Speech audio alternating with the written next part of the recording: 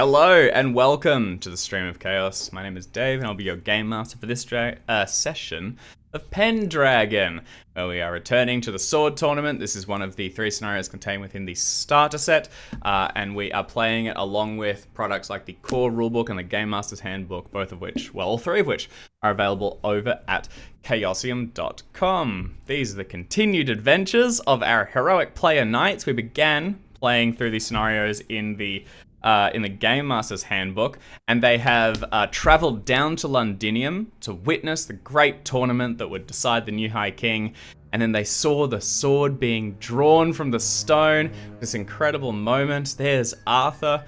This is it. A High King will be crowned. Britain will be sort of rallied underneath him, and the Saxons will be pushed back. And then last episode, 3 of our knights were set to the task of guarding the sword, and things went very, very wrong. Sir Hervis and Sir Mobe lie bloodied, near unconscious, near death even, on the ground, with a couple of these picked warriors taken down with them, but they were not able to prevent the sword being taken, and they were not able to help Dame Triamore, who unfortunately was slain, although she did fight to the last and attempted to rally support, even when lying down may have guaranteed, or at least more likely, made more likely her safety. This is the scene which we return to. We will reintroduce our characters, but I think we're going to kind of explain where they are at the moment, because we have a new character to introduce in Alex's new Tame Gwenhild, and we also have Sir Boris to catch up on the affairs, as Art was not here last week but has returned. So what has happened is, in the period after the sword was drawn, it was laid to rest in a great cathedral, St. Paul's, and you, player knights, were rostered in a sort of cycling rotation to watch over it. So Boris, you were a part of this, you were just not on the watch when the events unfolded. It's being sort of set into teams of 3, and when everything went poorly, you were taking your own rest. It had been rotating. You would spend periods with Sir Hervis and Sir Mobe and Dame Triamore in the past, but just not during this one event. So, well, the players that were there know what happened, so we'll describe it from outside of the cathedral. So Boris, you were woken in a hurry. Your squire urgently, shaking you, the side of your great figure in your bed, and when you stirred to life, he had a sword already prepared for you, and you can see torches moving back and forth in the early morning light. Your squire says, "There's been an emergency. You are summoned." And when you inquire upon whom, is this Lord Robert? Is this Duke Ulfius? And he says, "No, this is Arthur. You are needed immediately." You are quickly dressed and escorted. This is not to the stables, but to the cathedral, where you can now find a growing crowd outside the great sealed doors. It is, many of them are knights and people of import, a number of nobles, sort of lords, who have not been let inside, but also the sort of general masses of the city who are beginning to build up around the outside, inquiring as to what is happening within. The great bell was heard tolling at this early hour, and something has happened that has stirred them all from their rest. You're brought through by your squire, and through one of these side doors that the clergy come and go, you enter. As you do, you can't help but notice that the lock is broken, kicked from without, and there are signs of debris sort of scattered around the area. You move inside and find the area to be quiet, sort of almost filled with contemplative prayer, as if you might expect in a cathedral. There are very quiet mutterings in different areas, as there are some nobles that have been let within. You can also see the clear signs a brawl. The door that you enter through has the head of a spear jammed into it still, and blood sort of stained all down the back of it. The shaft is broken and dropped on the ground. You can see a bloody handprint where whoever it had impaled had snapped it off to pull themselves forward off it and continue the fight. There are dropped weapons, a couple of wounded or near dead Picts. These are northern warriors, half naked, with sort of like blue markings, tattoos or paint all across them, and these large spears of their own, one of which was left impaled in the door. You can see yet more blood scattered around, and as you look for your companions, you also see keenly that the resting place of Clarent, the Sword of Peace, the sword that Arthur drew from the stone, is absent, and the sheet on which it rested has sort of spatters of blood where it was tugged out and away as it was stolen in haste. To your companions, you find Sir Mobe to one corner, sort of just you were just outside of you were unconscious but above the threshold, right? I was moving, but you ran up to the bell tower, didn't you? That's right, yes. I went to the bell tower to ring the bell, and it would have taken a point of aggravated damage as a result of it, which would have knocked me out. That was it, yeah. So you find, so Mobe has been propped up towards the side by where the large sort of rope drops down from the high bell. His own squire, though tardy, has ultimately arrived and is tending to him. And Sir Hervis is elsewhere, laying down on, there are no pews in this area, but they've gathered one of the cots for like clergy from outside and brought it in, and he is there slumbering. Unfortunately for Dame Triamore, this is a more final rest. And over in the corner, you can see, in a place where already candles have been laid out, a figure with a sheet draped across it, the sword placed atop, and lying just nearby, the recently commissioned Karnak's horn. In attendance is Lord Robert, Duke Ulfius, a host of other important people, along with Arthur and that figure you're coming to know as Merlin. There are several conversations happening, and it's clear that this is very important. Now, that is going to be the scene which we introduce our characters in. We'll do Boris, Herves, and Mobe, and then I'm going to introduce a slightly different scene to bring in Alex's character. So, Art, would you like to introduce yourself and Sir Boris? Hi, I'm Art. I am playing Sir Boris Morrison. Not the finest swordsman in the land, but the most enthusiastic. And currently not super enthusiastic about what has clearly happened. Not stoked. I think in this moment... Vibes. Yeah, not the best nope, don't like this one jot. Yeah, I think in this moment Boris strides in. He is hang on, I have his... A grand size sword. Somewhere. His, I think, hang on, is he size 16 or size 17? You're now also relatively taller because both Jackson and I have been lost an inch. Laid low. Yeah, they both. We both took characteristic drops for being. Oh, wow. Whoa, that's crazy. Oh, yeah. There's scars left. Okay. Well, for those not familiar with Boris, he is 6'4" and 203 pounds. I don't know what that is in kilograms, but it's a chunk. Just an absolute, huge specimen of a man, big barrel chest, usually with a face of kind of like geniality, like he just kind of constantly looks kind of friendly and pleased to see people, except for when he's fighting, when he just sort of looks like he's having a grand old time. Hurrah. It's like play acting. I will get you kind of thing.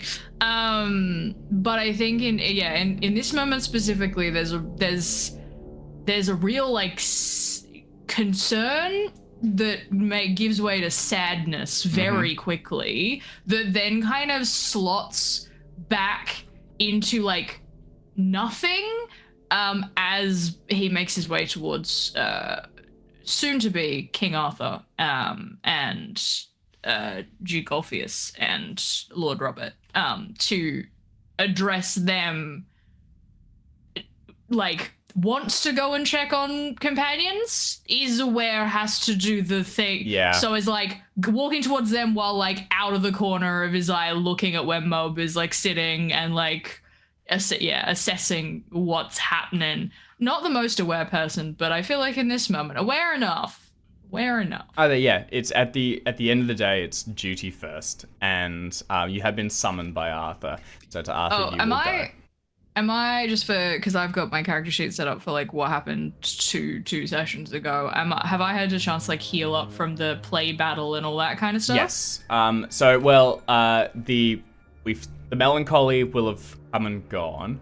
Go for the play battle. It's been a week, so you can have restored a single healing rate worth. So whatever that value is will have gone back up. Or which? It'll be it's in your other. Yeah, no, healing rate is Healing 4, rate. and my current is 28, so I think that puts me back. You can Unless I can also get healing on a wound. You can. Hang on, I'll do that very quickly. Yeah, they've got a skill of 18 is the standard for these ones. That's what it suggests. That will be successful. You can heal your healing rate twice. Great, then I'm back up to full. Yeah, perfect. All right. Mostly what I wanted to work out was, am I at full, or do I need to worry about where I'm at? And I can't remember if I took the glory for being melancholy yet or not, so I'll deal with that later. Yeah. We'll go across to Jackson with Sir Hervis. Hey, that's me. I'm Jackson. I'm playing Sir Hervis, son of Pharamond, of the golden hair, dazzling white smile, and dulcet speech. Now silenced. Yeah. But not forever. Cast into dream. What do you think Sir Hervis is? What do you think Sir Hervis is dreaming about? Where's his head? Well, my last thoughts were of crawling toward the stones, the sword's resting place, to make sure it seemed like I, fought off at least half a dozen and put my body between the heathens and the sword. You did put your body between the heathens and the sword. That is actually just true. I did, but I did not fight off half a dozen at once. One ganked me with a spear and I went straight down. But that didn't seem very like a good story, like a good first impression for anyone who found the scene. So that was where I went, and then through the haziness of my dreams, I can imagine that, I would have felt and seen the people moving in, the shapes coming in, and maybe thought that they were here to pay their respects and lift me up in a great funeral procession and extol praise to me as I was carried out. That's what's happening in my head. And then I think I would have gotten some hazy glimpses of Merlin standing there. Yeah. I would have tried to, move and speak to him, and maybe like a whisper of, "My dad knows him," escaped my lips. But other than that, I've just been dozing. Yeah, I love the idea. On 7 hit points. Love the idea of a funeral procession. People often wonder, what remarks will be made of me when I am gone. That's true. So Hervis strikes me as the sort of man who wonders that often. And I think in this funeral procession, you can see your father, this incredible figure who you've modeled yourself after and, drawn glory from. And yeah, he knows Arthur. He knows Merlin. And as you see this procession going past, you look over, and from your place, atop the coffin or whatever they're drawing you alone, you see, like, muddled through the white veil drawn across you, your father, and standing next to him, this figure, clearly Merlin, and these cold twin star eyes that look at you, and you sort of blink into consciousness for a moment, and there truly is the wise figure, and then it fades back away. And your father knew him, and now you two know him, but in fast, very different circumstances. Go across and catch up with Sir Mobe next. James? I think that now that it has been revealed that I'm not in the acute stages of about to die, I've sort of been left a little bit to the side just while people are entering, without much to say, and fairly morose, I think I am glaring across the way at the one Pict I managed to hit, who I presume is in a pretty similar, albeit maybe slightly more uncomfortable situation than me. And yeah, I'm just giving him a real nasty side eye. Yeah, glowering across at him, make sure he doesn't go anywhere. Yeah, you were able to take out a wound several of these, and it certainly stalled them from their escape for a period. But though they were successful, there is one here, and perhaps more can be learned of where they're bound and what their desires are. What is going through Sir Mobe's head? You had this beat last session where you saw this like sort of gleam of light dancing down across the sword, and it really did, well, up to Mobe how he interpreted it, but perhaps it was seen as some sort of divine direction. And well, this is a much darker affair, and even though it is now morning, the sun has struggled to find the glass, and it is very dark inside still. A manufactured light from torches that have been brought in, and were they snuffed, this would be a black place. At the end of last session, I was still out of it in the concept of my injury. He was just so like reeling. But I think now with a couple more seconds to catch my breath, I'm now just beaten myself up about I was just a second too slow, and like it was really mechanically 1 point off managing to block the one hit that then took me out, and it could have all gone differently, but now it's all pretty disastrous, and there's not much use to being angry about it, because this is such a colossal, monumental gosh darn heck up. Yeah, you'll excuse my language. Yeah, so many points. I mean, you were the one that heard something moving and dismissed it, because you checked, but seemed that nothing was amiss, and then it came screaming out of the darkness.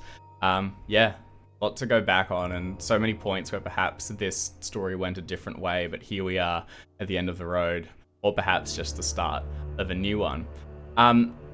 Standing next to this Pict is a trusted member of the Londinium Guard, which has been stationed and assigned to, work with Arthur and his knights. And this is the context in which we will introduce Alex's new character. And Alex, so again, as Sir Boris was not present for when this happened, I'll say this a little bit from your perspective. You were further away, and I imagine, because we had a bit of a chat about your character, you probably weren't abed late at night. No. Hell no. What do you think you were doing on an average night in the big city? Gambling. Yeah, hell yeah. Yeah, just tear it up. Do you want telling stories, just generally being large and loud. Yeah, I think you're very trusted by the sheriff. You're like his sort of right hand throughout the city, there to keep order, or frequently assigned to nobility that arrives or anything, to sort of move them through the city, get them comfortable, make sure that they're looked after. But VIP bodyguard stuff, Yeah, but you do have this sort of carousing kick to you, which if anything just kind of shows how proficient you must be at the bodyguarding, that you're kind of allowed to get away with this much free time. Do you want to give us a gaming roll to see how you've done on this night? And I also guarantee that Jim's squire... You may be contested against... You absolutely can. Let's see if he at least made some money while his knight was bleeding on the ground. Okay. Not a good evening for me. Not strong for so the squire skill is that you get to have one, which is half their age, plus 2, which will come to 9, I believe. So this is gaming is Pierre's 1, if I remember correctly. At any rate, rolling. Give it a whirl.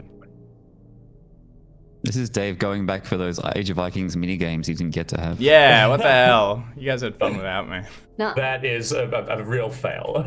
Same roll, but exactly the same roll. So I'm actually just having a good night of not really getting anywhere gambling with your squire. Yeah. The papier boat race is not too I win a couple of bucks, he wins a couple of bucks. It just kind of goes round. Yep. Yeah, you've met with the squire. You've probably seen him a couple times. You've had a chance to rub elbows with several of the other visiting lords, and you were there at the tournament. You were there when the sword was drawn. You've seen all of these sort of incredible events. As you're there, carousing, your sheriff arrives, and it's at the same time as a summons comes through for Pierre. And your sheriff tells you in very plain terms that there has been I say plain terms. I wonder what, I guess I was like, invasion's not really it. Insurrection. It's someone has crept in and done bad things, and they are from without. This is a very bad look for Londinium. Theft?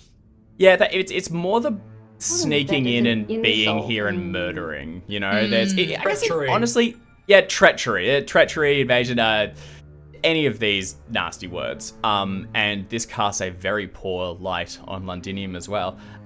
You've been assigned across directly to work with Arthur to try and put this to rights as swiftly as possible.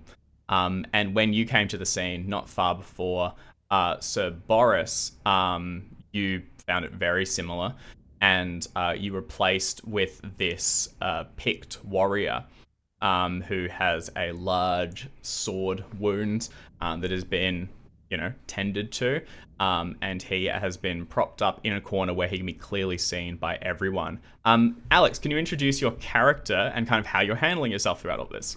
Yeah, Dame Gwenhild of Londinium is statuesque and loud-mouthed, tall, swaggering, pretty kind of an unusual traits for a knight. There isn't a lot of modesty here. There is not a lot of restraint or the romance of being a knight is not here. This is a knight who carouses. This is a party knight. Hell yeah. This is a knight who wields an axe over a sword if given a chance. The knightly values have perhaps gotten lost in the city somewhere. If Sir Boris is the big knight, you are the big knight. The party knight. The big night out. The big night out. How do you think you're going about your guarding duties? This is not really a period of like manacles and ropes to the ground. No. It's kind of like all right, mate, you've lost. Give us your weapon and sit there and just don't do anything about it. This is leaning on the large axe, just smiling, calmly at this wounded man in the way that is pretty clearly communicating that it'd be a walk in the park for me to just lop a few things off now. Like, don't try anything. You wouldn't. You just wouldn't. You wouldn't try anything. Why would you? It feels certainly to me Brett very will smile. similar to an executioner standing by someone who the sentence has not yet fallen. You've got the massive axe standing there. This still person kind of prostrate on the ground. We got time. Yeah, You know. nothing but time. Man. Okay. I like Quenhild. Yeah, Gwenhild's cool. So, we'll go to Sir Boris first as you come through and into this scene. I think actually when you find Arthur, and it'll be Duke Orpheus nearby, as well as that brown-clad wizard, Merlin, they are approaching Dame Gwenhild and the Pict that was captured. You've had a couple of encounters with Arthur now. It's been a week or so since the sword was drawn.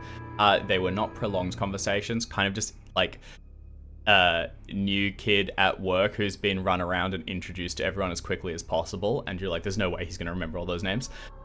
He seems to have done a pretty good job of remembering the names, and every time you see him, he has this air of like really trying to get up to speed very quickly. He does have faith in himself as the pronounced king. Clearly, it's been buoyed by Merlin's words and by that of so many of the lords that immediately fell in beneath him. But this has clearly shaken him. You see him very much as a young man, a squire not yet knighted.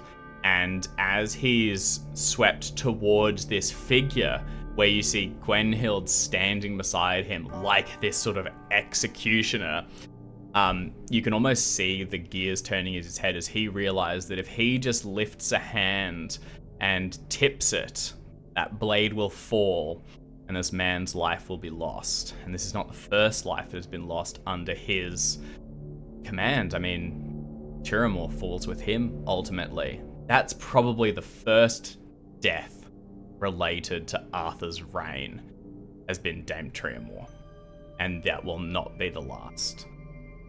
Duke Ulfius is very practical about the matter. He is coordinating, he sees you coming and waves you forward, and Merlin is watching. He is taking in everything, and he spends as much time looking out the windows into the sky as he does in the present moment. And whenever he does speak, it's always off-putting and a little startling, because it's like you didn't think he was listening or present, and then he'll just say some, cut to the quick of the matter, and then sort of drift back into wherever he is thinking. So you come across, and Arthur has approached Dame Gwenhild, and he says, Dame, thank you for your service. The man, is he stable, at least? Yeah. Good. Well, that's fine. We'll want to speak with him. I understand that. Yes, here. Sir Boris, thank you for coming so swiftly. As you can see, there's been rather a matter this night. Dame Tiramore, slain, Sir Hervis Sir Moe, badly wounded.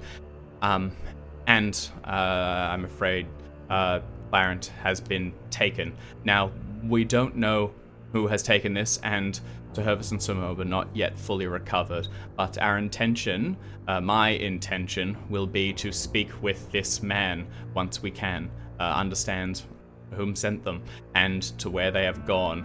I am confident that the sword cannot have gotten far. That divine symbol must be close, and we can find it, and all this will be set to right. As he's speaking, you very much get the feeling of not his language. These are things that have been said around him or to him, possibly even told directly for him to say, that he is repeating. He says, you are close with Sir Hervis and Sir Moe, Dame Tiramore. I'd ask that you take this personally, Sir Boris. Work with the Dame Gwenhild as she has been assigned to investigate this matter, and once the Hervis and Sir Moe are well enough, perhaps this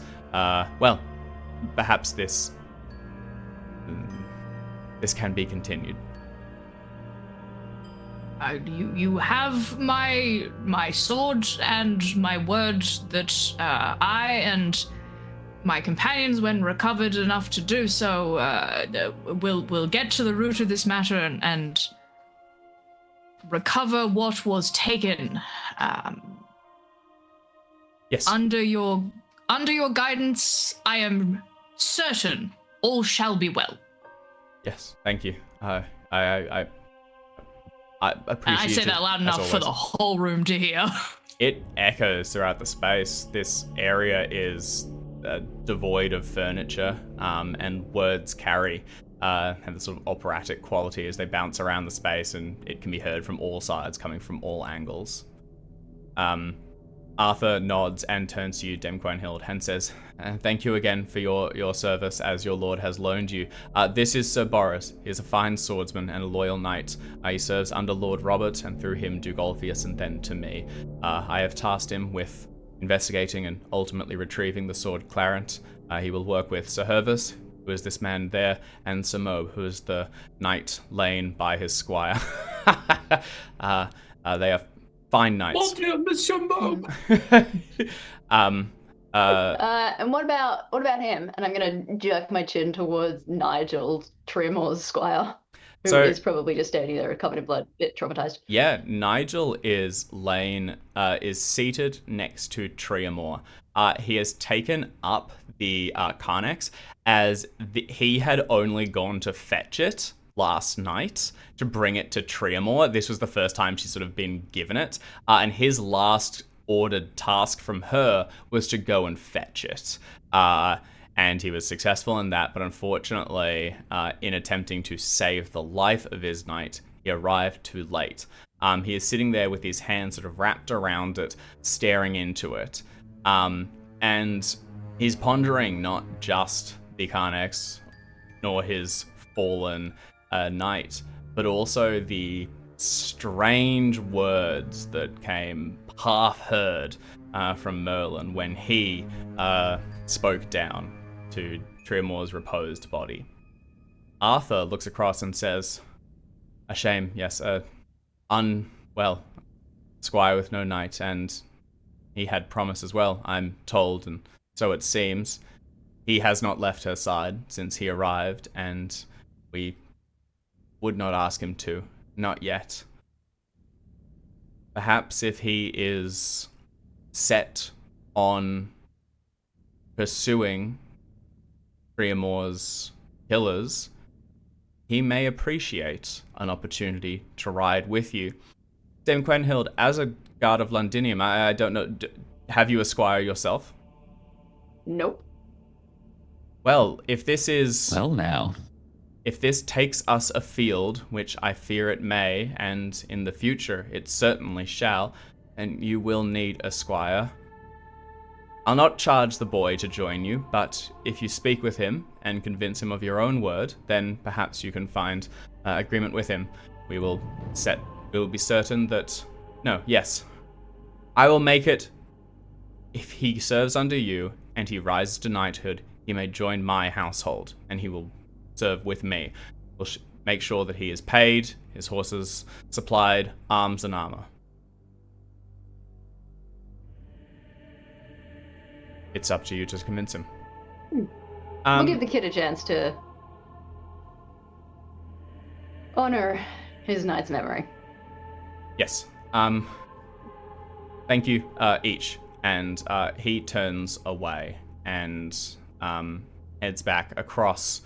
He sort of walks towards Lord Robert and is intercepted by Merlin. And then the two are sort of spirited to a corner where a few quiet words.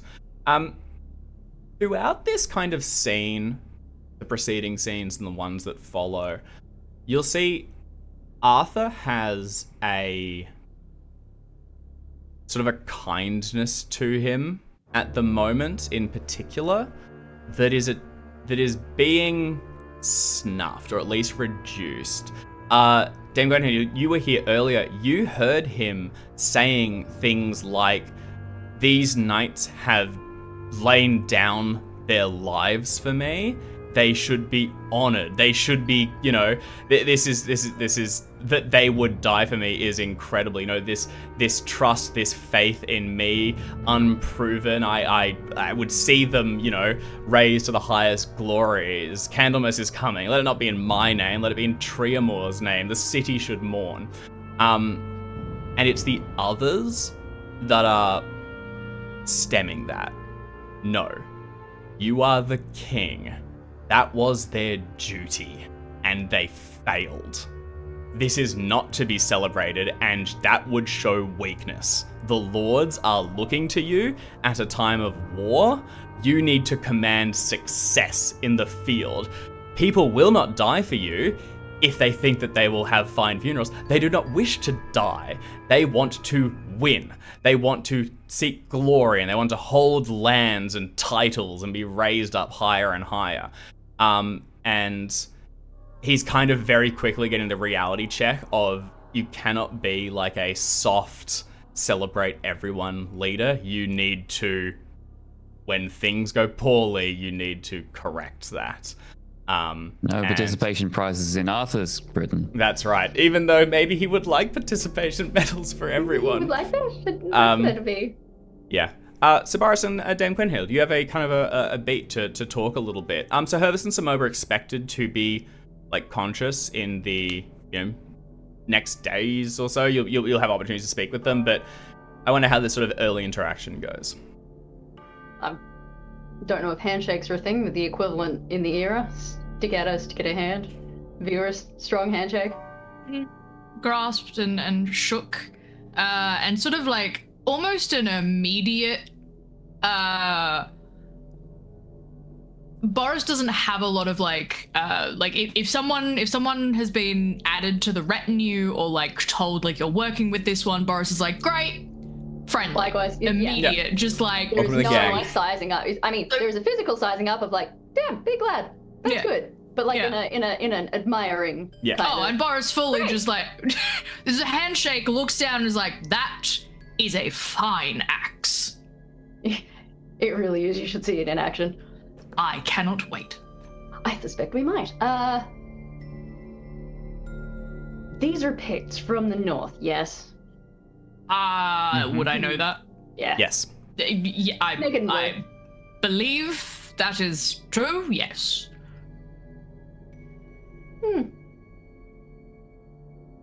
The obvious thing would be to go north. Do we think they did the obvious thing? I cannot say I cannot say I have any idea as to what we should do. That is most likely a decision to be made by is Arthur king at this point? Technically, no. He's not yet been crowned. But So several what do I call him? several are calling him king. But it is Okay. presumptive, We and would probably.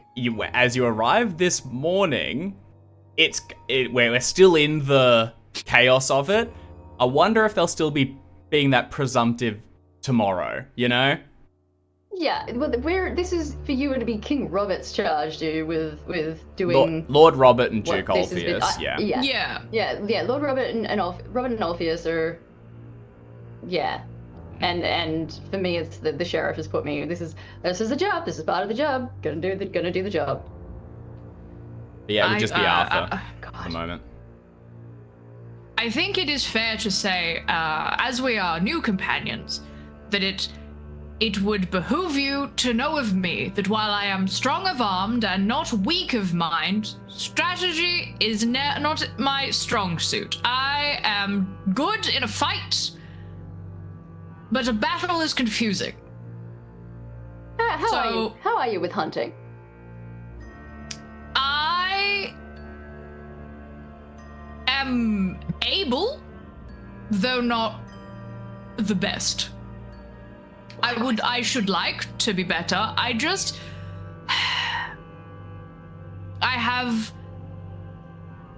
have a sadness when an animal is caught for no purpose other than to catch one. It feels I understand people enjoy the sport. Perhaps as my mother always said, I was too soft-hearted. But I'm good with a sword. I protect my lord and my country to the best of my ability. And I am deeply saddened that I was not here to protect my companion. Well, yes. I mean, that dame is full of holes. She fought valiantly, clearly. Yes. I can say that is deeply true of Dame Triamors. That she would not have gone down without fighting to the end. So Boris, what is your cruelty? What is your cruel rate at? 6. Oh, okay. You're very Because merciful. chivalry is attached, Yeah. I believe, one of Merciful, the yeah. chivalrous traits Yeah. that you have to get up. So yes, merciful is a chivalrous trait, so my merciful is set at 14. I may wish this man a great deal of unpleasantness, but he was set to task by someone, and it is that someone that I have disagreement with.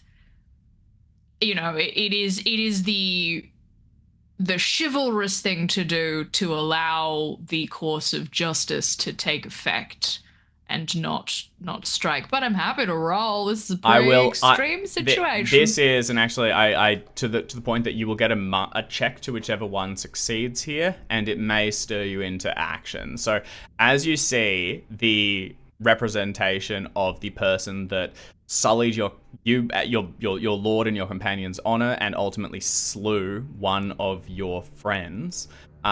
Roll merciful cruel. You can begin with the one that you prefer to see succeed. So merciful if you'd like to start there, but if that does fail, we will roll cruel afterwards. Success. Okay. As it says, you can check merciful. And I think as this person here, I mean, slaying him in cold blood would be harsh, but even treating him, leave him with no food for a few days and see if he is more inclined to speak our tongue. But I think you can. I mean, I'll pass to you, Boris. How do you think this plays out here and in the following days? Because we will zoom out fairly quickly. I think that I'm getting yelled at by Ghosts. a cat. Ghosts. I think that Boris actually genuinely takes like good cop attitude. Like is fully like, you are a prisoner, but that does not mean that like you are to be treated unfairly or unkindly. Because like, correct me if I'm wrong, but the Picts are essentially like the warriors of their like culture, right? Like they would be maybe not equivalent to knight, but they are like the people what do the fighting on behalf of their lord. Look, I am still learning. I think Pict is the whole culture. It's the Pictish people are the far north, sort of Scotland and about. So they have warriors within them. The Pict is like saying these fellas here, English or Saxon or whatever. If I can jump in for a random bit, then anyone who is a fan of older editions of Pendragon who is watching may correct me here. My understanding is that in previous versions, the Picts were kind of like, almost like, if you're using kind of RuneQuest terms, like forces of chaos a little bit. Like they were completely sort of total baddie, and that has been revised for newer editions, But there's this idea that basically they're not really at all connected into the society or the culture that we have. There are people up there who are, but they are, Are they Christians at this point? Because I know they are eventually, but maybe not yet. The Picts aren't, but at least these Picts would. No, they don't. They have all the certainly not how we'll play it here. I don't think they're like covered in tattoos and stuff, and they believe that they draw armor from them and stuff. I think it's quite a different culture, and the way they fight is like sort of almost sort of fury. Almost what's the Age of Vikings one? Berserker. It's a little bit like the Berserker energy. Yeah. Because remember, we were rolling on them to see whether seeing Dame Triamore's down and out was okay. Well, the honourable knightly thing to do is this is an unconscious person that we don't need to kill them, and no, it was double tap. Yeah. I mean, zombie apocalypse rules got a double tap. Yeah. They are warriors no matter what, and while they might not have the same structure, they like Boris is like you clearly are like good fighters. So yeah, with Merciful specifically being successful, it is make sure the wounds are tended to, make sure that they have like food and water, because that is important to recovery. We cannot talk to a man if he is dead. Yeah. Well, I think in Boris's head there's a tiny voice that's like, Melinda? And then it's just immediately like wiped away because that's too complicated for Boris to have a serious thought about. But there's definitely a tiny bit of like a pause of, wait, can we talk to the dead? Never mind. Yes. So it is showing mercy even when it would be very reasonable to treat this person poorly.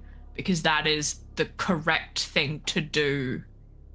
If we act like the Picts and the Saxons, we are no better than the most barbaric of those people. Yeah. We show that there is another way to exist, that, you know, it's chivalry, Yeah. etc. Absolutely. The you treat this person with some respect and make sure that he is fed, watered, and his wounds tended to. You see that they have done so at first, and this person is in no risk of dying. And in the following hours, will be taken away, probably under the Dame Gwenhild's direct care. He is your charge to make sure that he is looked after and that he does not escape. But Sir Boris, you are kind of, I guess, spearheading the general operation of this investigation, at least until your compatriots are more recovered. God, given my actual skill set, I'm going to regret asking this, but is there anything on him, with him? I know that they're kind of running about in significantly less clothing than would be probably wise. But is there anything, any food stuff, any plant life, flora, like any flora that they've picked up along the way, any food stuff that would indicate from whence they came and maybe returning? Yeah. Or any I would ask you to make maps, anything. I would ask you to make a hunting roll to try and look into this. And if you wish, you can attempt to invoke a passion if you have one that applies here. This could be an homage lord, I suppose. Yeah, you've doing your job. You've been told to fulfill this particular thing. And let's also see. This is a chance to see, like, you know, how closely tied to your lord you are. Go for it. Yeah. Yep, we good. Okay, there's a success. So you can increase your hunting roll by 5 as you make this attempt. Yeah. Oh, whoa! You've got quite good hunting. I've got 10 hunting. Yeah. Okay, Nice. Very nice. All right. I feel like that makes sense. I was looking at what would be good for somebody who was a VIP bodyguard for the sheriff, who may, in fact, be needed to bind people. Yeah. Because here's the thing about looking after people who are, or maybe important, is that they like to go broken arrow. They like to wander off. Some of them chafe at having a bodyguard, and they will simply pew. Yeah. Yeah. And you'd often you'd escort them on hunts in the nearby area. People travel for hunts is an often thing to arrive for. Jim? I like the idea too that, like, I think London at this time, when we were walking through it, it's a big city, but cities weren't as clean and nice as they used to be. No. It's like it's like a weird kind of wild place, and like I can imagine you having to use a lot of like traditional tracking skills to get by in a city. Exactly, it's its own skill set. I think that's a good point. The Londinium itself is almost a wild area. You see on this person that they have sort of scratches just along their sort of arms and elbows. Their trousers have been muddied and torn from probably like bolting walls and things and moving around the Londinium space. Their boots are new. You suspect that they were purchased within the city, and that suggests that probably their old ones had failed them ultimately. The land of the Picts is to the north, a long way away. They certainly couldn't have arrived between the period of Arthur drawing the sword and this attack. They must have either already been en route or nearby. Yeah. Now, or they could have been here and simply received communications. Like they're an enemy. Enemies have spies. The unstated secret is that what was I saying there? People aren't saying it, but everyone kind of knows it, that sort of thing, is that King Lot rules over the Pictish tribes, and he was very, unimpressed by Arthur and straight up said, I'll come back when I have a proper sword, like, get ready to fight, when he left. And to then have this incursion, that's the word I was looking for so long ago, this incursion a short week after, and by the people that he rules over, certainly points the finger towards him. And it stands to reason that some Pictish warriors may have traveled down with his entourage. They aren't knights, they weren't fighting in the melee, but they may have been present just to, as protection or who knows what else. Or, maybe once you strip a knight of their armor and put their paint back on, they look a lot, maybe you can... Not sure which one is the other. We don't know. So yeah. long travel to arrive here, then probably placed up somewhere within the city, looking around, and then ultimately making this attack after, sort of staking it out a little bit. Yeah, but no direct, where they may be immediately. Not as of yet. Well, blue paint is kind of not easy to come by either. Like, blue is a pigment. It's just not here anyway. Yeah. So if we find where they stashed that, I assume they didn't just use half a pot and throw the rest out. That's a good there point. might be remnants. We can find somewhere that if we find an inn where there's a room where there's stashed perhaps some clothing nobody went back for, given some of them are dead. One of them's here. Maybe some paint. You see also that the paint is applied before battle. It's like warrior up. And Not it's walking already around Londinium with it on. No, it's already beginning to sort of smear and crack and dry and peel away a little bit, and where the cut was and where blood is smeared, it's rubbed it somewhat. So yeah, they'd certainly have it with them. And this person has nothing with them. They have no further supplies. Yeah, exactly. They have nothing, no surplus. There's going to be a stash somewhere. I think I'll probably rub a little bit of the blue paint off and wrap it in a bit of cloth so I can be it's the same at some point.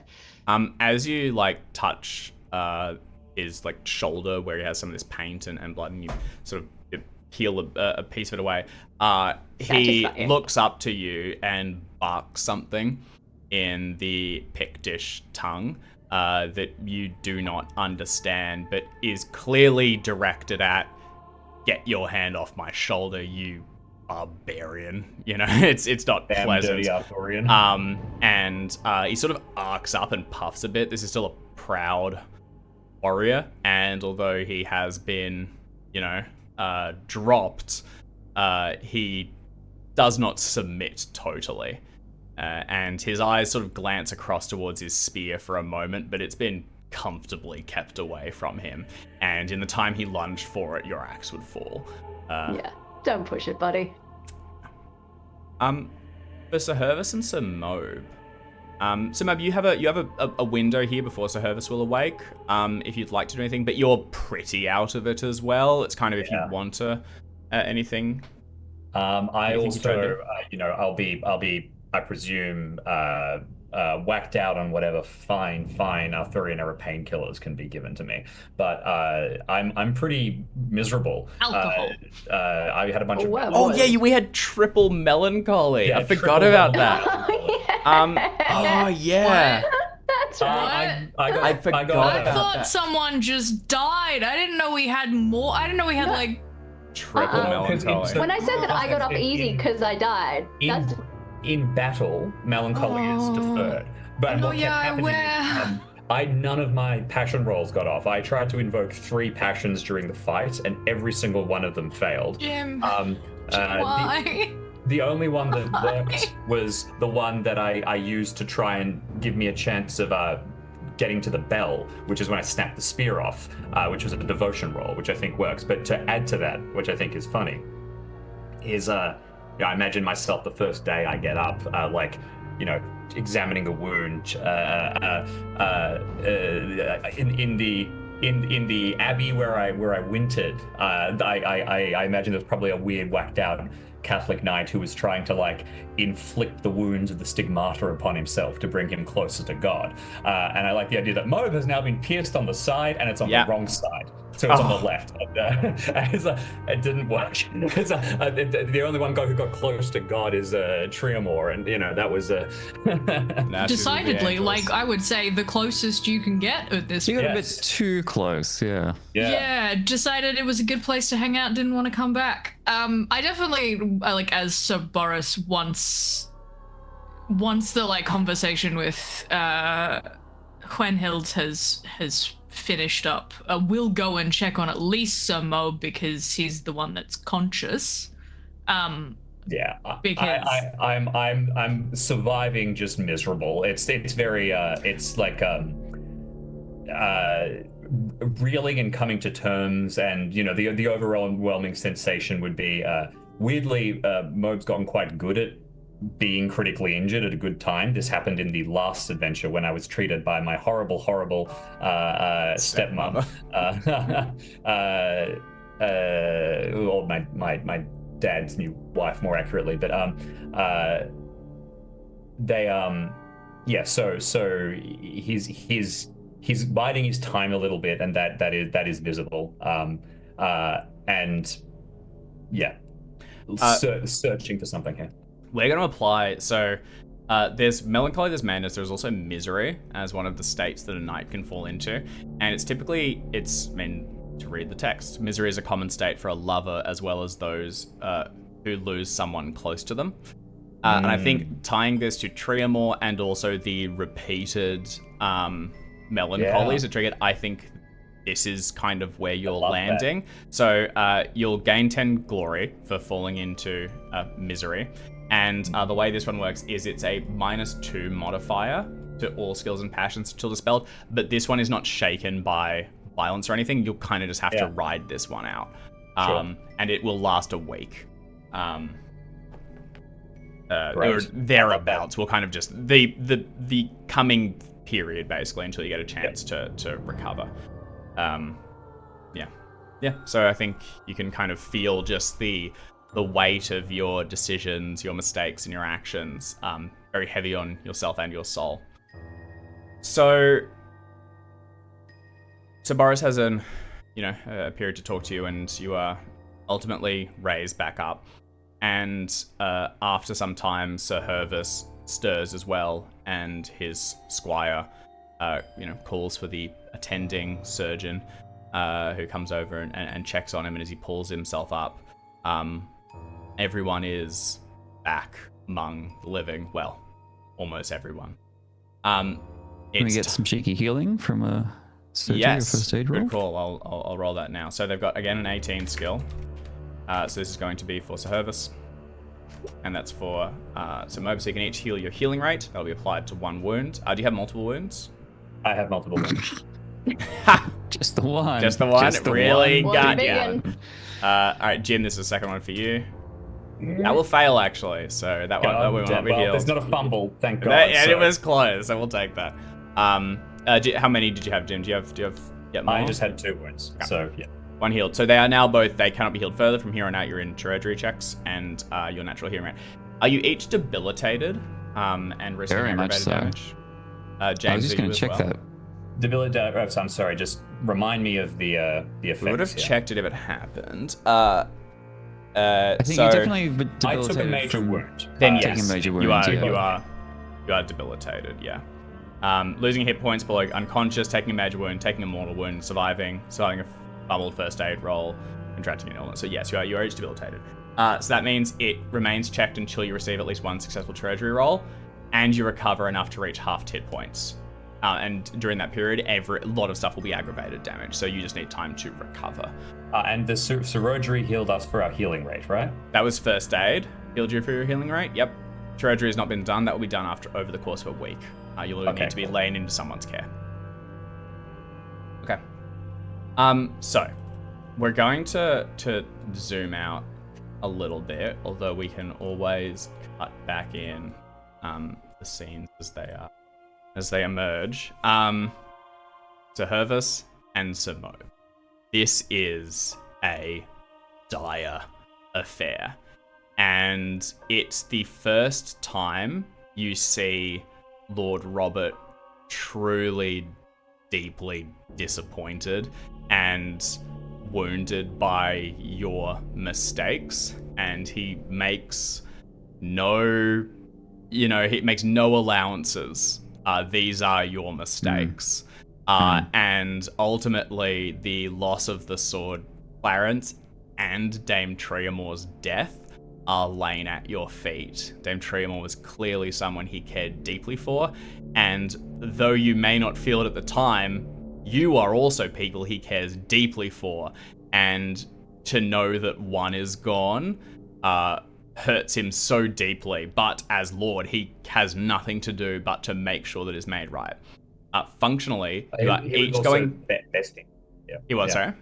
He was besties with Triamore. Triamore was probably definitely the one he was closest with of each of you. She'd been steward with the hostage exchange thing with his court. We're up together. Yeah, forever. And he's ultimately going to need to speak with Lord of Summerland and explain that she was slain. You are each going to lose 3 honor for losing the sword. Whoa, that's big. Yep. Holy crap. Yeah. This is like a passion honor or honor passion. Yep. Honor goes down by 3. You may have a chance to reduce this by perhaps retrieving the sword.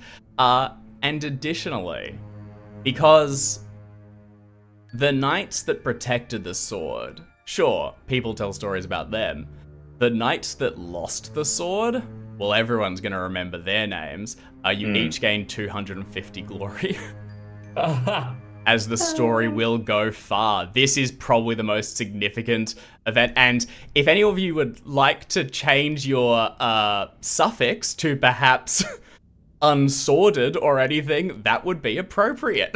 So how much was it? 250 glory for losing the sword. Yeah, well done.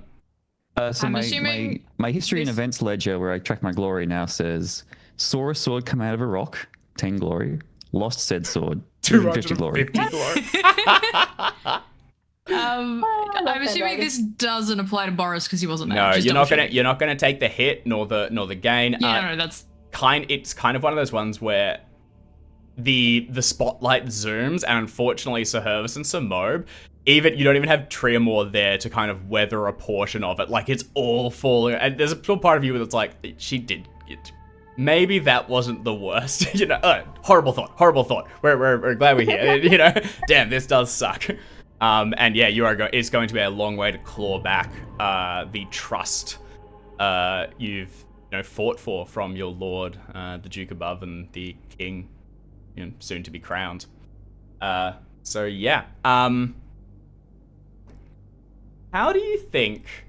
So as we go into the sort of following week, Sir Boris and Dame Gwenhilda are doing some research, and Sir Mobe and Sir Hervis are recovering.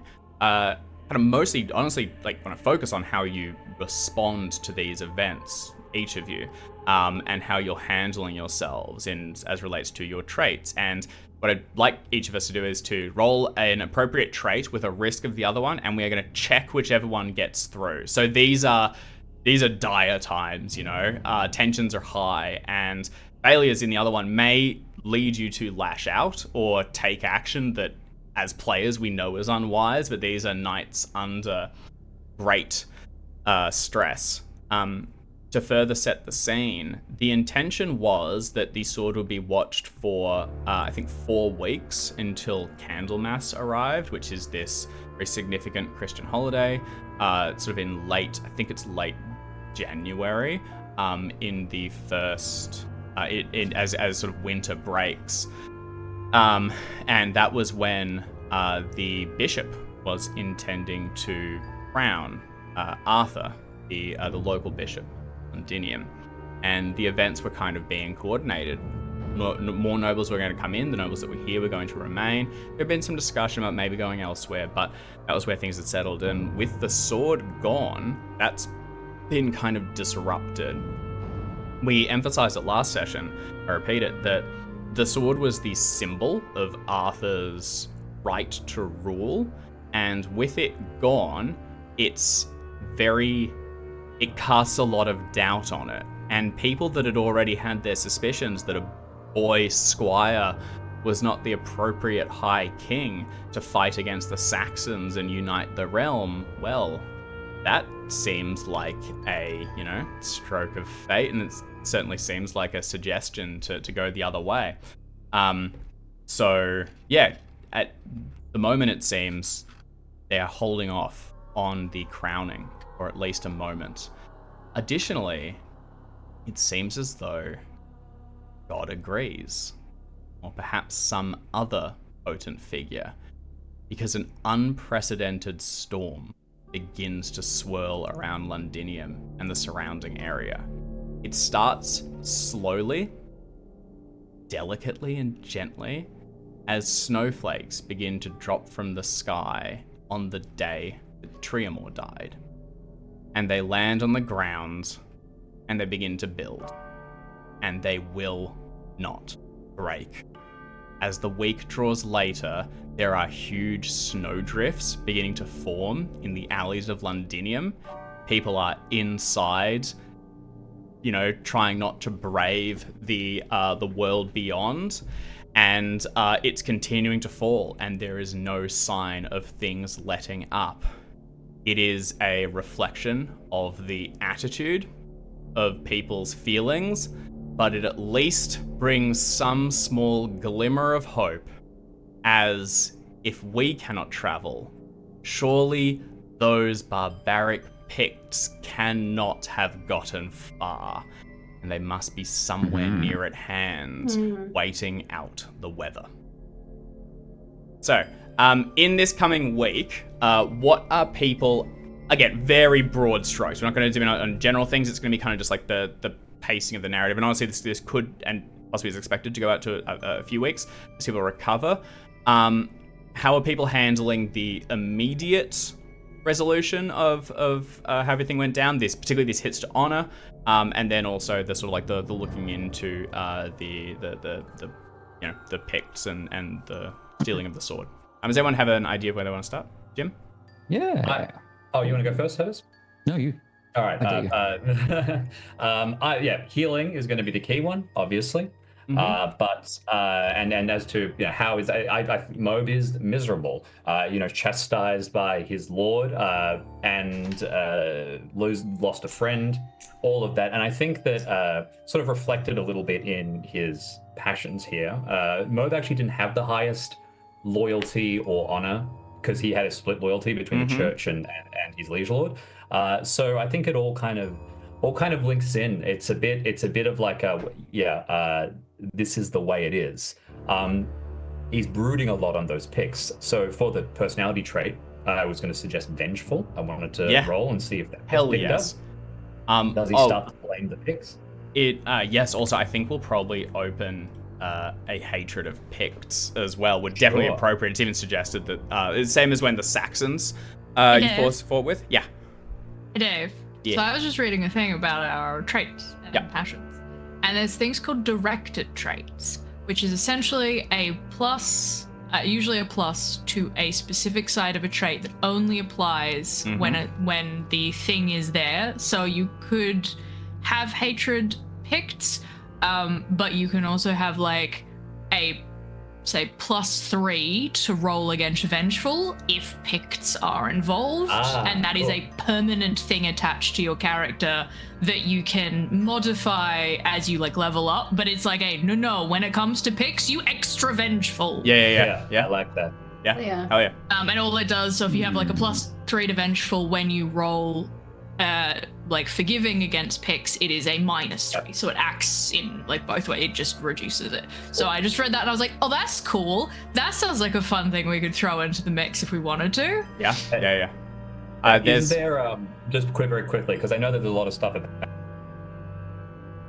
sort of the types of knight you can become, which are based off your passions and your personality traits. I've just realized this is my 3rd hate passion.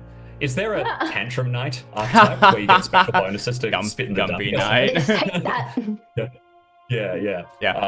Again, with the hate, it's up to you if you want to open it. I think it certainly is reasonable, but or you maybe this is internal loathing night, however you want to play it. Maybe I will hold off it. I think that Yeah. Okay. Cool. Or maybe tie it to this vengeful roll if you want to see how It is very funny. where you're directing it. All right. Rolling the vengeful, and this because the personality trait roll doesn't take a -2 or anything like that. Yeah, that's right. Vengeful fails. Okay. Do you want to roll against the opposite then? Forgiving. Yes, please. Forgiving also fails. Okay. Take this in the direction that you wish. We won't check it, but yeah. It's an 11 and a 9, so let's bring them into just direct parity. I will go in the side of vengeful for this, and I think that it's but I'm not going to open a new passion based off it. I think it's not quite that burning strong. He's just angry. What the only action I wanted to take beyond that is that Triamore was a very, very good rider and had this amazingly beautiful horse. And it was also a very temperamental horse. And since we rode together, I understand perhaps I'm thinking like her family are going to probably that's expensive. That's a lot of money. It's probably going to be needed to be taken care of, and so until it can be delivered back to her family or anything like that. So as a potentially not catastrophically difficult task, I might take it upon myself to just get that horse stabled. Yeah. I'll ask Alex, what would you like to happen with the horse? Would you like it to go to someone? Would you like it to be sent home? What do you think could be a cool beat for that? Because that was, like the Karnak's, a pretty significant thing of Grimoires. There is no way that Nigel can handle that horse. No, Nigel would. That horse probably hates into the Nigel sun. just on principle. Did have a good interaction with Merlin. Yeah. That's true. The other one, Alex, is we could just kind of have this as like that sort of mad horse that no one can tame, and it's sort of like if anyone can get it to settle, then. But yeah, I could. I mean, heading back to taking it back to Summerland, as kind of because the Carnix is going to stay with Nigel, I think. But having it sent back home as kind of a part of Triamore's return. Back to her homeland does make sense. I got with the talk, of her family tied to it. Yeah. So I am going to ask you to make a horsemanship roll to. And I'll take a -2 for my misery as I ride my dead friend's horse. But I'm a pretty good rider. This isn't necessarily riding. This is just caring for it. Oh yeah, sorry. But yes, you will still take a -2. I'm very deliberately not riding it because I don't want to aggravate myself. Success. Okay. It is this something in this horse nose. As you come to it, it's been a few days, and you're brought to it, as the snows are building around it, and they're trying to get all the horses in and settled for what could be quite a long period.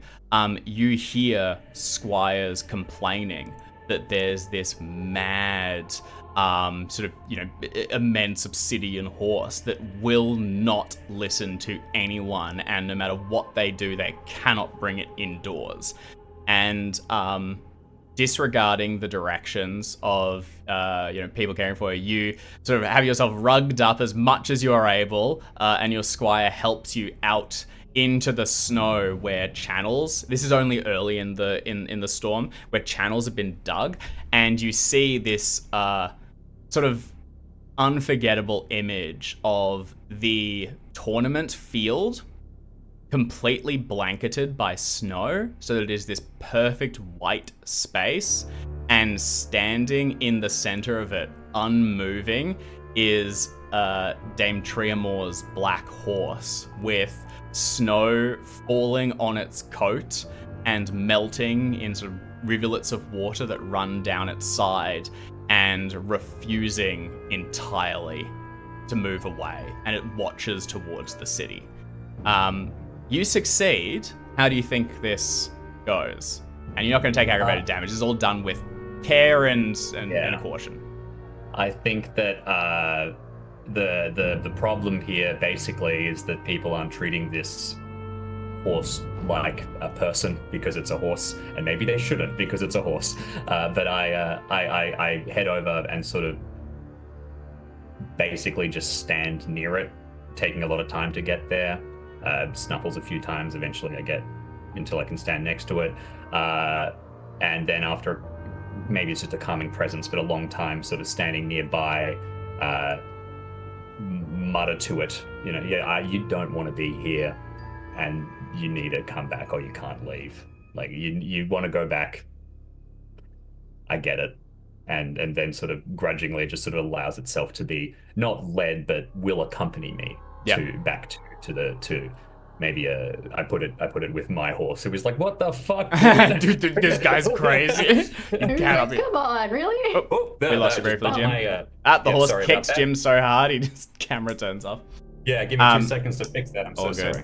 The horse sort of led inside, and after several long days of vigil, will finally rest and sleep. Perfect. How about our other three? Does anyone date? I am interested to see whether I can move a few points from proud to modest to one point.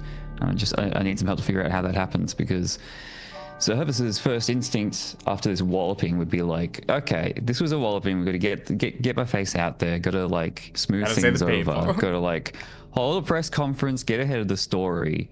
Talk up Triamore, who's my good friend, and talk up how nasty these pics were and how I did my best. And yet, I think the sensible thing to do would be to lay low and to rest and to keep my face out of the papers for a little while. Yeah. So I wonder, should I be rolling like modest, proud? Like modest, me, the player, I'm hoping to like move a point back towards modest. Yeah. But what should I roll first? So I think I think what you would do is you would roll modest first in the hopes that it succeeds, and what you can do is you can draw on a passion to augment it and hope that will give you the edge, because that will get you a +5. Your loyalty companions would absolutely apply. Your tarnished honor would apply. Those are probably the two closest. If you invoke a passion to roll against a trait, do you also get -5 against the other trait? Because that's the way directed traits work, but I don't know. Yeah. If it succeeds, it's gonna it'd bump it. I think honor makes sense, because it's like, am I gonna like my honor's taking a hit, but can I still be honorable despite that? Yeah, I think that's awesome. Let me try to that. And whoop. Yes. Nicely done. Yeah. Excellent. So I'll roll modest with a +5. Yep.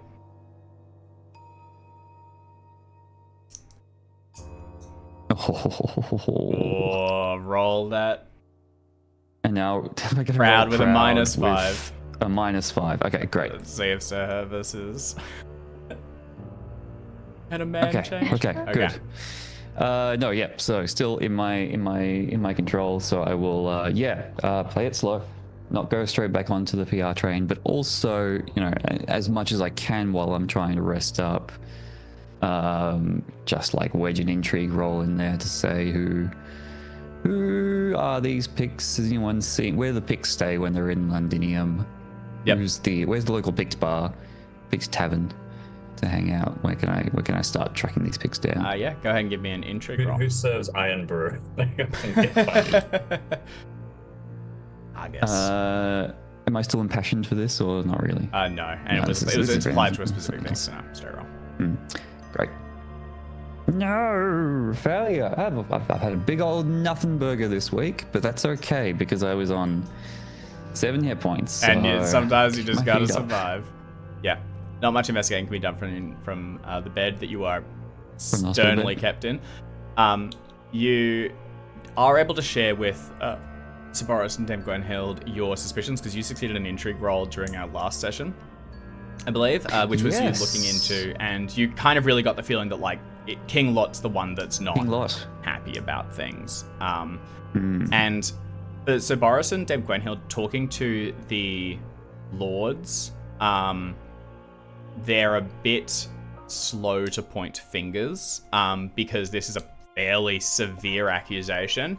And while this may be from King Lot's office, it could be that he just didn't, he didn't assign the charge or anything. They did this of their own volition, and saying that this was a, he stole it. I mean, that's like a let's start rallying banners, and then that'd be like another thing they need to do. Like we need to get him crowned, then worry about it. So they don't really want to say that, but many of the knights would suggest it, and Sir Hervis, being a trusted knight, can tell you that this likely, that seems the most obvious connection.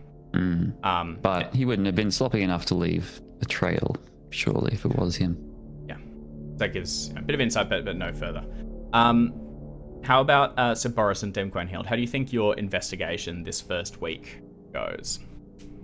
Well, with all of the snow and the snowstorm, and we're doing it from indoors, I imagine there's maps, I guess, of Londinium. We'd be speaking to anybody who was in the vicinity about, the pubs that they visited. I would probably just being chummy with as many people as possible and talking about what pubs what taverns everyone's visited. When they've been in Londinium. Probably not a map. Yeah. We do, but not maps, but like, you either have an idea of the city in your head, or you ask people, or you don't know where there is, because at this point in time, because I looked this up, because I was like, when you play like a standard role-playing game, it's set like at least medieval-ish times. How many, what did the maps look like at the time? And the general consensus is cartographical, navigational stuff they'd started to do.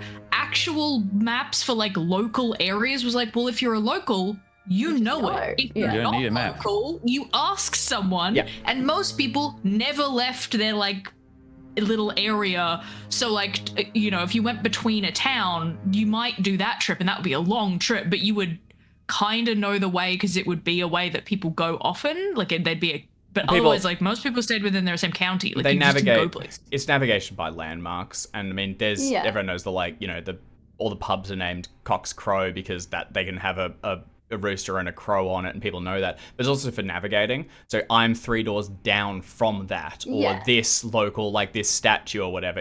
That's just the whole navigation. But mostly I'm just talking about taverns and inns, and which ones do you like? You're new to the area. Have you checked out this one? What are the ones? Pics? What's your vibe? Basically, and checking the lost and found. Things see if anyone left some paint. Hey, oh, you don't like going to this tavern? Why is that? Oh, it's full of pigs, huh? Yeah, hell yeah. You get a pigdish vibe from it, huh? Or just that kind of general getting to know people. I'm a local. 100%. And Boris here is not, and but once this storm clears, Boris and I are going to really go hit the town, and we're just trying to figure out what's going to be some of the best taverns to look at. Also, just in your office, Dame Gwenhild, it would be appropriate for you to just go to places and be like, all right, sheriff's orders. You got any pics? You got to tell us, or I'm gonna get my axe out. Snowed in. Not super effective. It's the opposite of you gotta tell us if you're a cop. You gotta tell us if you're a pig. And I'm telling you I'm a cop. Let me in. Yeah. Knock. Perfect. We'll have you make a roll for that. I'll get what Sir Boris is doing and see if you guys want to assist one another, or if you want to do some independent investigations. Boris. Boris is throwing himself into whatever activity is available to be to focus on, because Boris does have a genuinely kind heart, is not great at hunting, because the idea of hurting a fluffy animal or stabbing a deer, obviously if you gotta eat, he understands that humans need to eat food, and he knows where food comes from, and he understands the concept, but hunting as anything other than a necessity that keeps society going, the gamemanship of hunting, he doesn't understand, or doesn't gel with. So there is a tin can holding together a very soft squishy center, and that soft squishy center is remaining in the tin can of the armor and the knight to try and not be hurt and deeply upset. I would like to offer 2 things here, Dave. Yeah.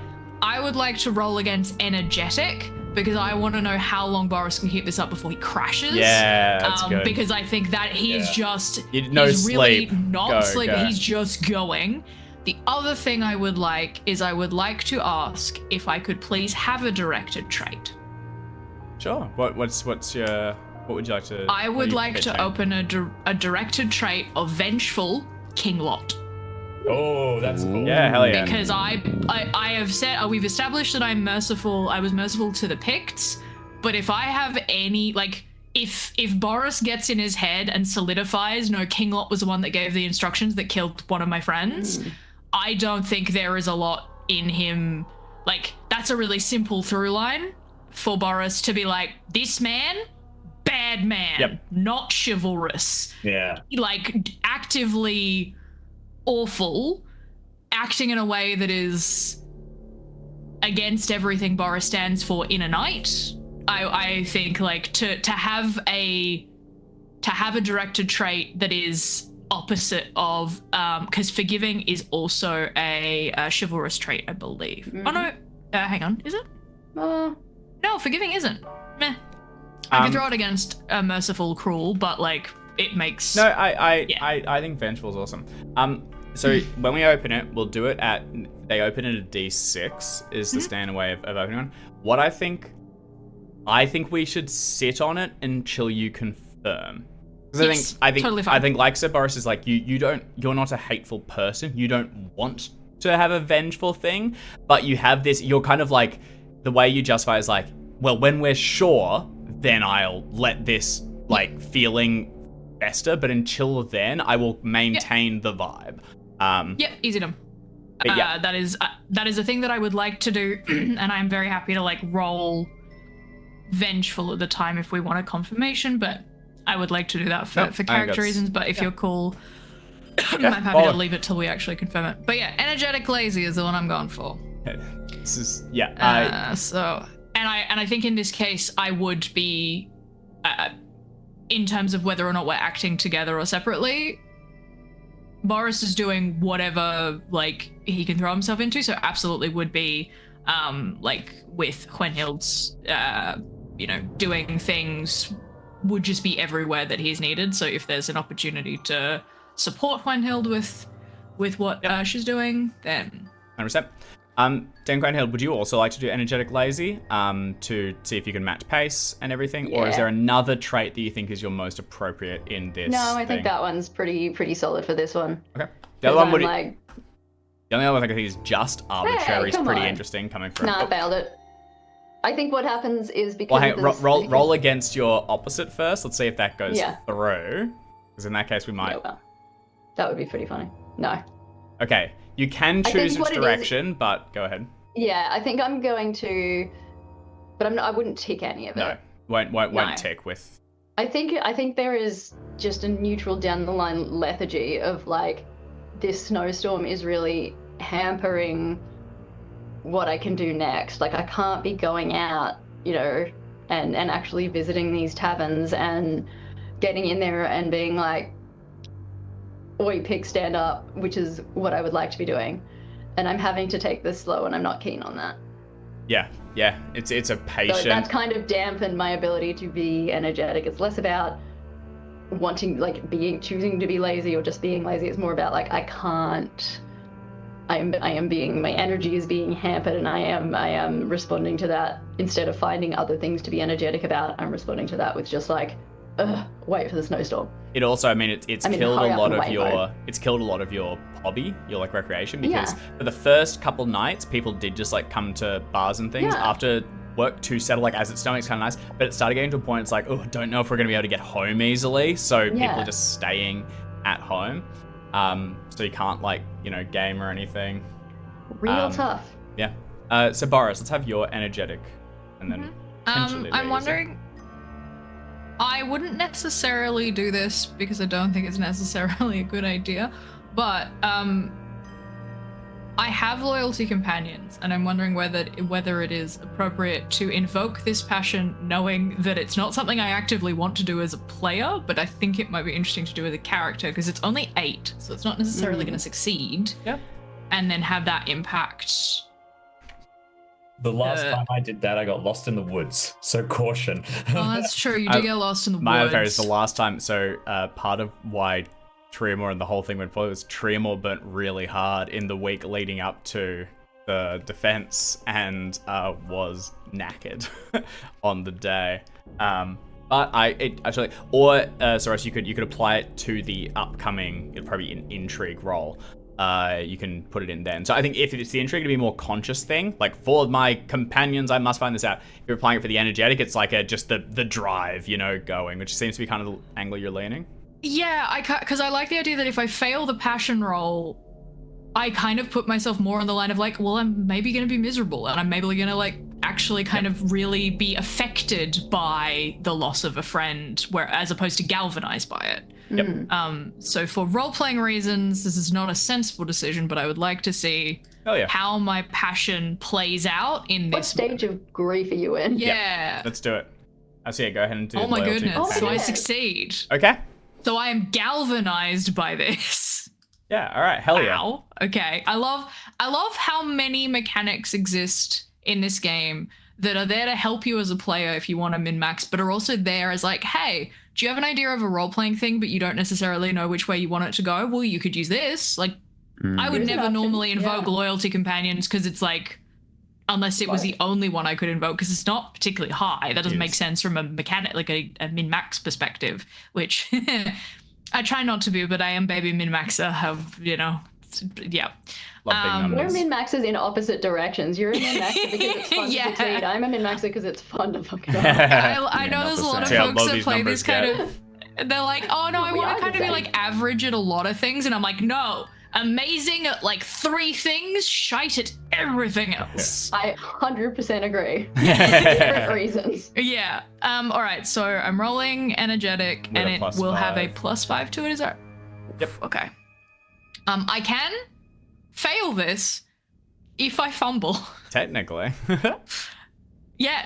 No, it's in like Yeah, because you're at 19 that's now, the only way I. Yeah. All right. No, that is a success. Nice. So yeah. So Do yeah, I check energetic or? yeah, I tell you what, you can either check energetic or if you'd like to check loyalty companions. I think either of those are appropriate. So dealer's choice.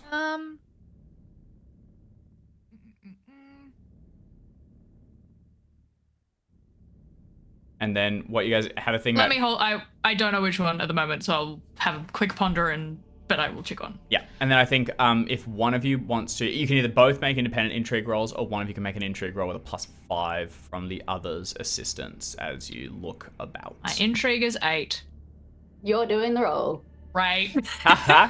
So Dame Gwen, Oh, you're going to +5? assist. All right. Yep. So go ahead and do a +5 to it.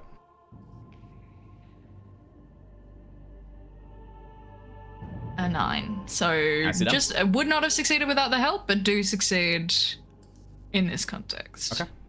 Awesome.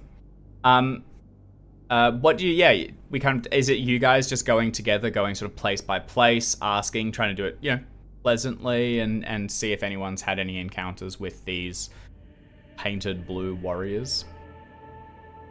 I think it has to be a bit careful because we suspect that lots involved. Mm-hmm. Well, we know, but we can't prove. And you so don't want to cast suspect. aspersions that get out of hand. Exactly. And like lots a bit of a firebrand, and we'll just get up and start yelling and probably escalate things if we're not at least a little bit careful. He's about already it. dipped out, but yeah, if word gets to him, he's Yeah. already headed back north. Well, apparently. Yeah, well, good luck with that in this weather. Well, with a success, yeah. That's a good point. He left about a week before the whole thing happened, but this would have, well, depends how local the storm is. He could be beyond it. But if he was camped nearby, I digress. With this success, you go place by place and ask if anyone is aware of these people. It's very slow going.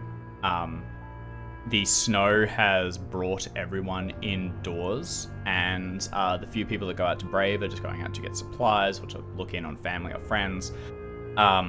It's had a pretty dire effect on the whole area, and this knowledge applies to Hervis and Simone as well. You're aware of that. Like, this is going to have a pretty significant impact on Londinium. I mean, like, people that are less well off, the peasants, the poor folk, do not have the shelter necessarily. I mean, during winter they'll come into keeps and castles and rely upon the lords to give them, succor so that they can rest. But this is a chance storm, a freak weather event, more serious than has been seen in, well, ages long past, and people are going to die. If perhaps you thought that this was God's will, then you have to wonder how far must the scales be tipped in one side's favor for it to be worth, the born weight. And it's had several effects. It's drawn people inside, and it's, hopefully slowed down these Picts wherever they've gone. So there's some, positive to come from this grim season. It's also slowed gossip because people cannot talk. And as you go around, you realize people don't fully know yet. Some do. There are people waiting outside and word has gotten around, but it's moving like molasses. A city like Londinium, Dame Gwenhild, you've previously seen when Arthur drew the sword, it was in every pub that night. Immediately, the story was being told and people were talking in the markets. It was the most significant thing, but this one's moving at a slug's pace through the city. And as you're inquiring, people are kind of still like talking about the last thing that happened. It'll get there. People will learn, but it's going slowly. To the point of the Picts, they did not stay in the city. You're beginning to be pretty sure. The language would have been a big barrier, and many of the rooms were completely booked out by the knights and their lords arriving for the tournament, people with more money and more ability. But a lot of people set up tents and campsites in the areas beyond. So they may have been camping somewhere during that. Okay. You do realize with that success, someone talks about, like someone who's nearby the church, the cathedral, will mention hearing something late one of the nights before the sword was stolen, and on coming outside saw, 3 men crouched in the alley watching the church, and when he, inquired as to why they were there, they fled, racing backwards. They were not shirtless and blue. They were, dressed as criminals, black cloaks, going incognito, no weapons, and their, muddied boots. This person didn't get a close look, doesn't know if they had horses stabled nearby. But that was 3 days before the sword was taken.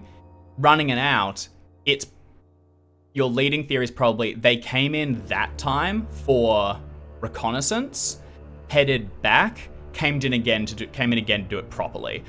So if they had a 3-day window between coming back and forth, they're probably camped a ways away. They weren't coming in every night, you don't think, to look.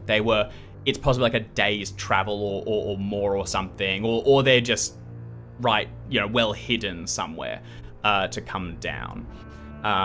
You have a few suspicions of where they might go, Dame Gwenhild, as someone who's hunted. Unfortunately, it's a lot. And combing this entire, just going in every direction beyond Londinium would be a almost hopeless affair. You need something to get a jump. A good start. North is a start, but even that's a fairly big. So Boris.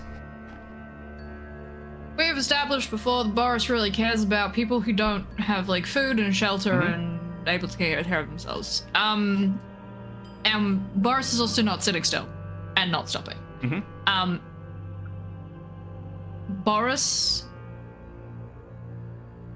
is absolutely going to make the peasantry's survival in this freak storm a priority, at least somewhat. And is as part of that, I would like to speak to the people outside the city and ask them who they have seen, if there is anyone strange has come by, what direction they went, what direction they came from. in the hope that, like, kind of in Boris's head, there is no, like, quid pro quo. It's just he wants to help people, and there is an opportunity to ask people about something at the same time. He doesn't expect above and beyond just, do you know something? But would like to try and because obviously if the peasantry usually come into the keep during winter, there are provisions set aside for them in some capacity, and the issue is that they aren't able to get to those provisions, and those provisions can't necessarily easily get to them. So if possible, if there are provisions to some extent, Boris would like to, like, physically take those two people who need them, go around houses and spend, like, the whole week, when not with Gwenhild, looking at, like, going to taverns, the rest of the time going between keep and farmland on his horse, which is small and stocky and hardy. And just, that's it. He's backwards and forwards, taking provisions, taking, like, extra wood, taking, like, possibly even goes out, maybe drags Gwenhild along and goes, I don't know if this axe is for felling wood, but if we can get permission to fell some trees from Arthur and, like, around the area, we should do that to help the peasantry. Like, Yeah, I 100%, and you're right. So Boris has absolutely established this, like, love of the common folk throughout it, and I think I don't know if he loves them. That's a bit of said. Like, I don't think it's the station thing. It's the it's the, like, chivalrous responsibility. I feel responsible for the care of the common folk because they can't care for themselves in the way that a big tin can with a sword can. Yeah, but one the way. nasty rumors about Boris say that he loves them. That's fair. Either way, though, it's certainly beyond the scope of most knights. It is greater than the average. I think over, like, the course of the next couple weeks, this becomes a bit of your focus, and the two of you find that the intensity storm makes it harder and harder to track down further information, but you do feel as though time is in some way frozen. Your quarry can go no further, but you cannot take up the hunt, and you turn your attention to the care of the people that cannot, in this time, look out for themselves. So Boris, you attempt at first to try and bring out some supplies to folks, and it's given to you. The Londinium does have stores. You do a portion of this and then come back, but you quickly realize that this is a greater storm than expected. So even in the depths of winter, if everyone was inside, people would die during this kind of a weather event. It's just a fact. It just cannot be stopped. Secondly, they had this gigantic goddamn tournament, and they drained resources on it. It was poured in, and there's still a shitload of lords here that came for the tournament for Arthur, and unfortunately, they're just the most important people. So we got to make sure they're fed, and all their knights and their horses and all that shit is looked out for. Like, it's just a hierarchy. This storm came at a terrible time. If all of these lords buggered off back to their own homes, this would be okay. Well, it'd be a lot less bad, but unfortunately, it's a pretty dire circumstance for these folks. You have an angle, though, if you wish to pursue it. You saw an element of Arthur's bleeding heart, and he has the command of these. If someone brought to his attention possibly how greatly these common folk are suffering, it may be that he would make a decree, foolhardy perhaps, but some sort of grand gesture out of a feeling that he must do something to help these people. Is that something you might like to do? Yeah. I mean, it is established that the chivalrous knight is actually something that Arthur sets up. Yep. And I'm absolutely gonna be like, well, there's this kind of code what I seem to, like, have in my heart of hearts, and I wish there was someone more, like, intelligent and capable and senior who shared those morals and values. And I think Boris sees a little bit of that in Arthur with the way that he's been talking, and is like, maybe this is a king who understands that it is not, station does not mean you get to tread down the people below you. Station is a responsibility that means you must care for those beneath you because they do not have the capacity to do so themselves. I think I want So to. yes, I want to. but I want to bring in the other party, I think, to this discussion a little bit, because Boris is not one to lie, and you would have been, I think you guys have been convening and catching up and talking. You are friends after all, and Dame Gwenhild is a part of that with the investigation. And so Boris, you have seen these people suffering. And so I think you're all aware of this angle a little bit, that so, Arthur's ear could be bent one way or the other. The more cynical among you may believe that you've already seen him being manipulated a little bit. So why not, touch the scales in the other way? But if you're also practical, if Arthur were to, his claim is already tenuous, So saying the lords will go without so that the peasants can have more may shake that further. So Boris is kind of your suggestion, your direction, but I think at least want the others to have a voice in making their suggestions and where they kind of stand on it, and if they have thoughts of their own. So the four of you kind of reconvening at one point or another. How might you like to go about this? You're right to be wanting temperance from the other lords, and I don't think that they're going to lean into that. Well, temperate is one of our religious virtues, so... It is. I think that it's also right to be cautious, though. The matter of the safety of the realm, it will weaken his position. I have one suggestion I think could ease all minds. I will hear it, Samob. Make the plea, and make it with the understanding that the other lords will weigh their hands upon the scales, and they will mock you, and nothing will happen.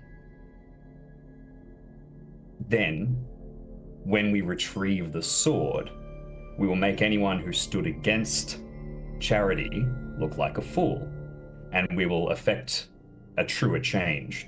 If we can't retrieve the sword, then anything that we do here now may not matter, and Arthur's mercy will be a temporary thing. But if we want to really change and protect, we don't need to compromise ourselves in terms of not calling for what is right now, nor do we need to forsake an effect. That is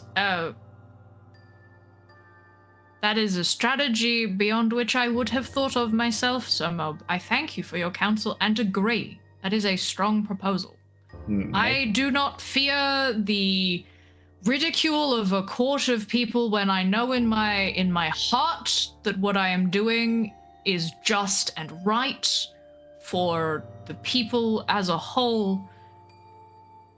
But I agree that in this time there must be something bigger than ourselves to draw upon to prove that.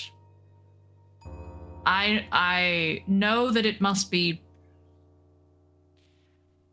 I would not besmirch your honor, nor that of yours, Sir Hervis. You are both deeply honorable knights, and I would see that you recover that honor by recovering the sword, and I will aid you in that in every way I can.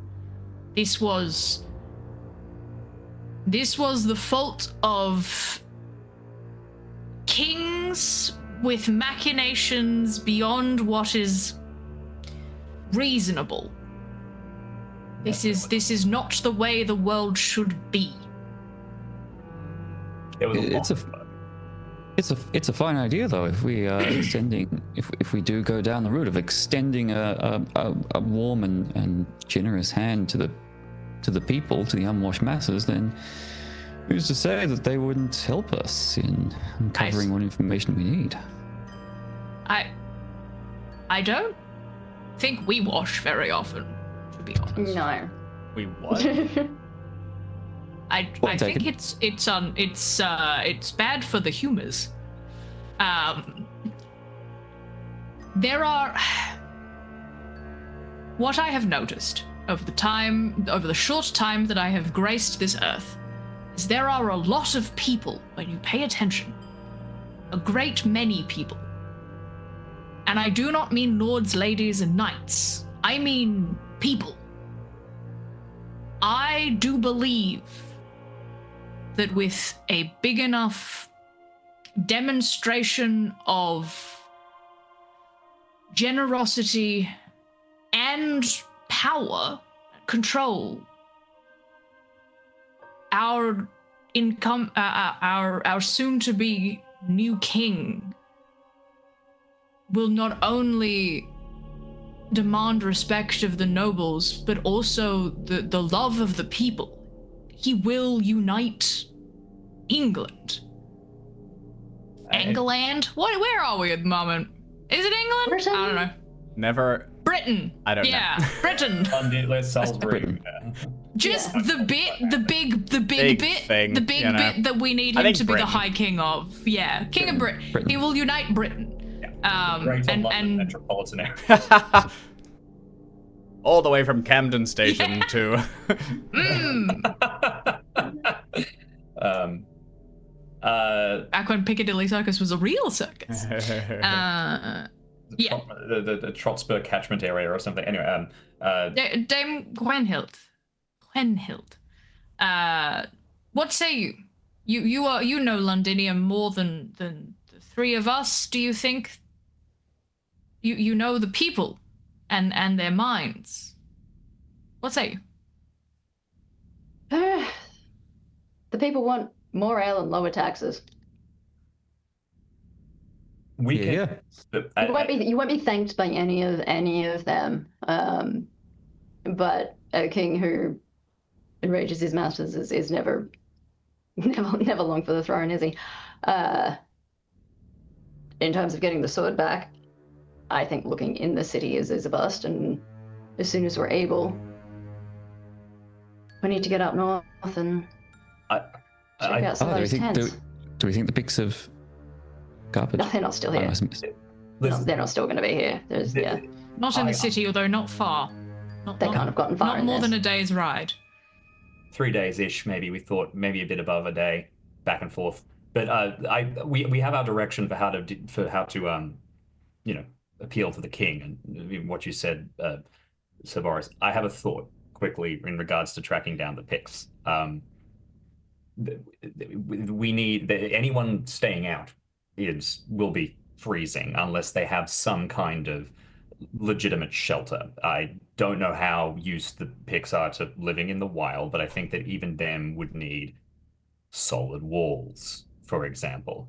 There's nobody near London that would be hosting Londinium, that would be hosting them. Not right now. Anyone acting directly against the king would be accused of treachery. But They're doing this in secret. well, yeah, but in which case they can't host them in their home. I would be shocked. I think it's much more likely that they have found some kind of, maybe an old Roman fort. Ruins is my theory, and that is the kind of matter that even from the city, in the archives at the cathedral, we might be able to track down if we can find it. I would propose I look at that angle. So Boris, if you were going to speak and try and make an appeal, Yes. Yes. then the rest is just, if you're a skilled hunter, it's preparation for a trek out and making sure that we are prepared to survive the winter. And so Perhaps Sir Hovus could Supplies. lend his weight to the argument of recovery, of being the ones to be allowed to go and attempt to recover the sword. Oh, of course. Yes. Well, they'd have to try to hold me back. I think it's likely that we will be so directed. I think that the wisest would be for Sir Hovus to... The argument for Arthur to give to the people will... If it is wholeheartedly accepted by him, it will weaken his position and ultimately possibly make more acts of charity difficult in the future. We need it to be heard, rebutted, and then for the difficult lords to overcorrect in the subsequent time so it's a bit of a delicate hand. So Very we kind need a indeed. combination of, all right, and intrigue is what you're Yes. saying. The old one. We too. need to speak to Arthur to get him to kind of understand what we're doing. Well, guess And- who's got 13 intrigue, 10 orate, and 2 thumbs? Guess who's got 13 or 8 intrigue, and also 2 thumbs. Excellent. Between the two of us. That's 4 One dream team. thumbs. Yeah. Let's do it. That's quick maths. Yeah, right off the dome. I don't know what the combined skill totals of that is, but that's pretty good. Yeah, well, That's pretty good. yeah, it is. So is the intention to try and speak with Arthur when there are others present, when it can be dismissed, or that at least it can be known? Yeah, the idea is to get. I think this is what Jim's saying. The idea is to be like make a statement of like the people need to be looked after. Mm-hmm. And then to have that sort of have the lords kind of go, but you can't do that. We don't like you have to look after us kind We'll of be thing. hungry. Yeah. Make them sort of make it clear that the lords are placing pressure on Arthur, and Arthur is capitulating to like that, because that then solidifies him in the eyes of like the lords as like he's on their side. But then do something. We're getting them to expend their political capital to stop the act of charity, and then in so doing, setting ourselves up to, get what we want, which is for the distribution to the poor after we return with the sword. Yep. Okay. So essentially, I guess, like, go up and be like, this is the right thing to do. Have them go, no, it's not. Arthur go, yeah, okay, no, it's not. And then we go, well, we will prove to you it is by going and recovering this sword and showing that, like, this is, like, that temperance this... reign. Yeah. Yeah, like, that this penance is not upon, like... That this penance is against, I don't know, the lords rather than the people or something. I don't know. Something like that. I dig it. I really I like don't know it. exactly how it would work, There's but even that... just a case that those folks who are sort of, very close to Arthur and arguing for sort of, more cruelty towards the peasants, basically have to expend power that they have trying to get him to act a certain way. And if they're doing it to try and stop this here, then, it weakens them for anything in the future. Yeah. I like it. I think the way we'll handle it is we'll do the intrigue roll first, and that will set the stage on which you can act. If you can, and then depending on the success, you can get as many cards in your favor as you can, and if it fails, then you might just have to go for it. A couple of things to consider just as you do. One thing would be, do you want to run this through your lord? If there's actually a particularly cunning scheme, this could get you back in his graces, where you say, Lord Robert, we have an idea. You should do it this way. Yeah. Or I think no, I have like 15 in Homage Lord. Like, I'm not forced, but I'm definitely up there for like, if Robert can kind of lean on the lords to act in a particular way, or like... If Robert doesn't know, this can't blow back on him. Tavares. that is the other one. That's true. But speaking don't think it directly can blow to back- speaking directly to the king, well, what will be the king, and saying, "Hey, this is how you should do it." If that could blow back on him, where they go like, "Robert, your knights are telling the I think king it's the better lords to can't let him have know." lunch," and they were the same knights that lost the damn sword. So get your house in order. Yeah.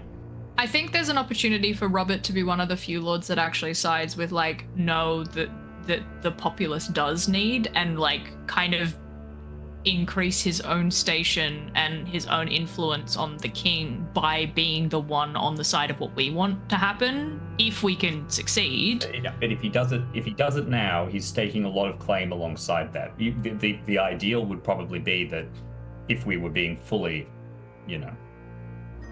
political about this, would be him to say, "You're right, these knights are so out of order. You guys are tut, and perceived to gain capital with who may be his enemies, and we are willing to take that chastisement on his back." I think either way, Robert should know. Yes, that is the thing. Lord Robert should know. Boris is deeply honest. Yep.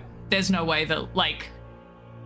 Well, we'll have The only way that Robert wouldn't have known is if Boris hadn't thought about it, and now it's been brought up. Boris has thought about it. We gotta tell the Lord. This is the thing we gotta do. No, it's up to him whether he wants to tell the Duke. That's not our problem. But okay. yeah. We will So we'll resolve that going intrigue first in the stage, and then rolling the following. So Saboris and Sir Hervis are kind of set to this task. So Moab and Gwenhild, as time moves forward, are there any particular actions that you want to focus in on? Yeah, I'm just getting ready for a bit of a journey in the cold up north, a couple of days from Londinium. I suspect we are going to find our Picts camouflaged as regular citizenry once again in the service of Lot, either in a tent or in a Roman ruin, a day or so from the city, at which point we will nab them. Okay. Yep. Whack them over the head. Whack them over the head, nab them, bring at least one of them back, and bring the sword back. Set in the Shaun of the Dead. Mm-hmm. Will there be a chance for Service and I to get any additional healing? It will be. I'm gonna resolve that in a mo. We're gonna just kind of speed run the several weeks and see where you end up. I'll factor that. In case I might just only actions I might do is I might if I have the strength to do it without wrecking my healing, I might do a literacy check to try and read about ruins in the area. I think there's a good chance of it if we can find one. Ask to be taken to the church or something so that you can read from there. Yeah. And then I'd love to I send some of my money I send to a blacksmith. I would like to get the rebated sword of King Lot, unrebated, so it can be, I'm setting it up. Hell yeah, dude, that's sick. That's such a cool idea. This? So, Jim, hit it. When Arthur was, when the sword was pulled, King Lot grabbed his sword and swung down at Arthur, which we leapt into parry, and I managed to crit it and disarm him. And he said, "I'll be back with a better sword." So I'm just setting up the insult where I can have his sword as a sharpened actual weapon and use it. That's so sick. That's great. And it's the one you disarm very publicly. Yeah. That's awesome. Yeah, absolutely. That's sent away. Okay.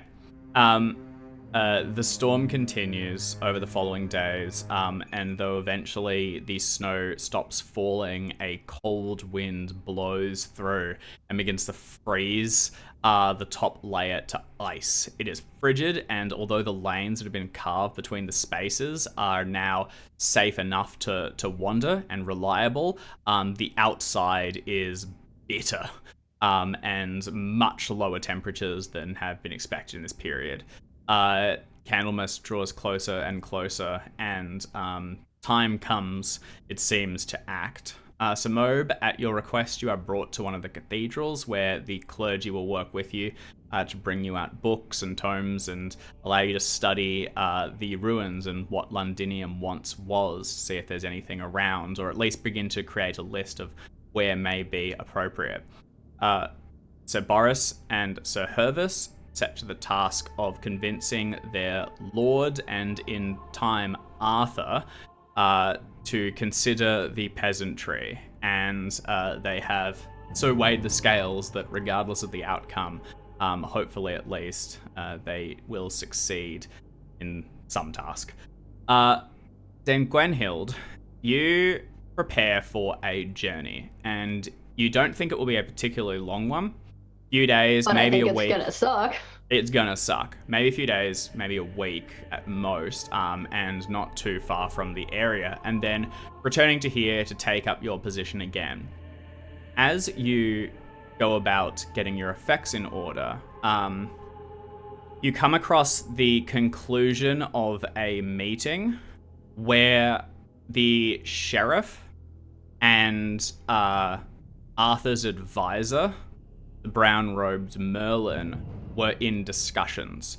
And as Merlin sweeps away and disembarks from the building, not the word for leaving buildings, you are summoned in by the sheriff, who tells you that your journey may be a longer one than was expected. This is not your dismissal. Make no mistake, you have served me well in these years, but I think your services are needed elsewhere. The future boy king has requested you directly, and as is my right, I've given you to him for as long as he needs. You'll ride with him until the job is done. Cool. How do you feel about that? You've kind of been just told, like, yeah, I know this is your home and where you work, but change of plans. You work for that guy now. Adventure. Kings. Yeah? I'm in. Okay, all right. Times are a-changing. I'm all in. Hell yeah. Exactly. All right, you pack some extra luggage. And the last couple of party all night times where I've been gambling a bit, I'm probably a bit, just I've been doing a lot of that, and I'm, something new. Something new is good. Yeah, hell yeah. It's time for a Let's change of go. pace. You also Never underestimate the power of a change. Yeah, exactly. I am energetic. I am pretty reckless and worldly. Like I am. eager to get amongst it. You also mentioned possibly getting Nigel, or speaking with him. Do you want to reach out to him? Do you think? I'll have a chat to him because because everybody else is occupied in other ways, I will need a second set of hands just to prep for this journey and making sure that we've got everything, not just for going out, but also coming back potentially with prisoners. Yeah. So. What do you think considerations? What do you think your approach is? Through Arthur, he's been promised that if he serves under you and serves well, he will actually be raised to a household knight under Arthur himself. It was honestly, it's a sort of promise that you're like, I don't know actually how much we'll call, like it was a big promise and made in haste, but he did make it. Made with passion and yeah. How do you want to approach Nigel? I think it'll just be a friendly chat over an ale. He's 14, but let's not.